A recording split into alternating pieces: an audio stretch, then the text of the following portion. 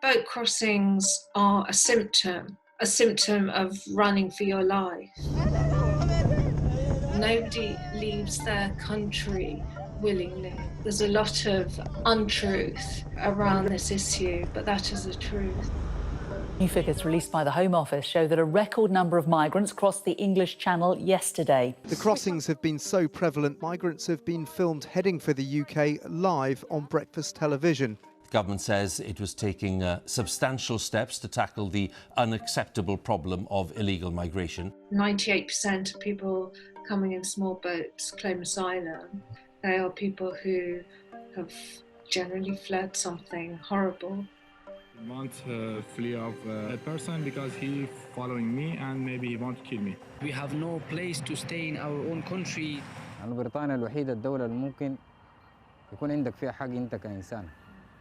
ما تحس بعنصرية ما تحس إنه. The people who jump into boats have already had a whole suite of horrendous experiences, and some of them have become sort of reckless with their own lives.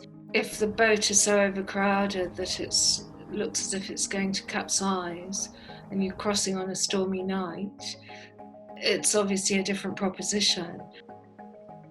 It's true that the people who travel will have access to a certain amount of money.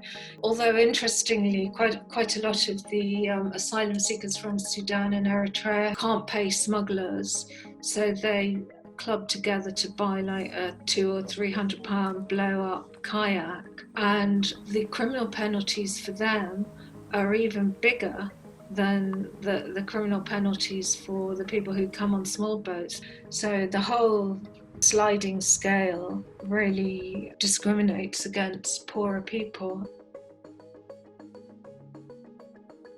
In 2019, 1,800 people arrived by small boat. In 2020, that number jumped to more than 8,400, and already in 2021, we've had more than 10,000 people make the crossing.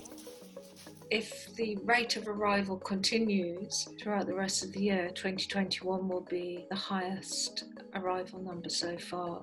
However, overall, we're seeing a quite significant decrease in the numbers of asylum seekers coming.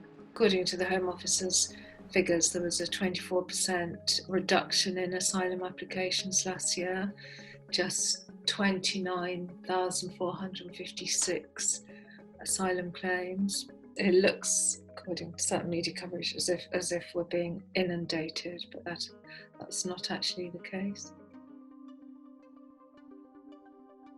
It's a perfect storm. The UK government was already trying to clamp down on arrivals from northern France, but the pandemic has exacerbated and fast-forwarded the closing off of other routes. Previously, a lot more used lorries, but then security was beefed up to stop them doing that. People used to hang under Eurostar trains. Air travel is much more difficult due to the pandemic.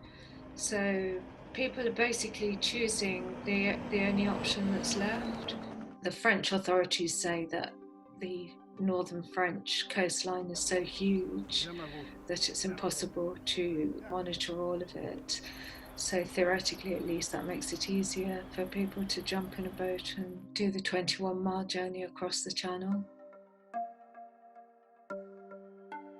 What governments like ours need to address is the problem of refugees fleeing. People that, quite frankly, are circumventing our legal migration routes, come into our country illegally. It is facilitated by ruthless criminal gangs, it puts lives at risk, and it is totally unnecessary. People shouldn't be taking this very, very dangerous journey, and if they do, we also need to send a very strong message that you won't succeed. There's the very tough rhetoric and lots of sound bites, but the government isn't going to smash the business model while the problem continues. The only fair way to do it is for all sort of relatively wealthy and peaceful countries to divide refugees up between them, and at the same time to try to, in their foreign policy, to work to bring about peace in conflict zones.